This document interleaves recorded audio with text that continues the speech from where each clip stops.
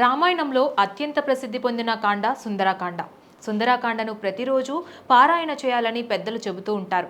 ప్రతిరోజు సుందరకాండను పారాయణం చేయడం వలన ఇంట్లో ప్రతికూల శక్తులు తొలగిపోతాయి, శాంతి సుఖం నెలకొంటుంది, శనిగ్రహ బాధల నుంచి విముక్తి లభిస్తుంది.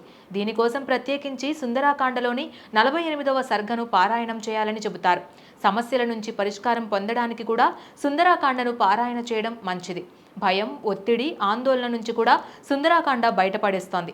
మనసుకు ప్రశాంతత లభిస్తోంది. ఇక ఆరోగ్యం బాగుండాలని కోరుతూ కూడా సుందరకాండను పారాయణం చేస్తారు. ఆర్థిక సమస్యలు తొలగిపోతాయి, ధనలాభం కలుగుతుందని కూడా పండితులు చెబుతున్నారు. ప్రతిరోజు సుందరకాండను పారాయణం చేస్తే భగవంతునిపై భక్తి, విశ్వాసం పెరుగుతాయి.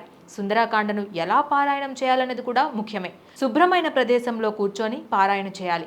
పారాయణకు ముందు హనుమంతుడికి పూజ చేయాలి, దీపం వెలిగించాలి. అనంతరం స్వామివారిని మనసులో స్మరించుకొని పద్యాలను, దాని శ్లోకాలను అర్థం చేసుకుంటూ మననం చేసుకుంటూ చదవాలి.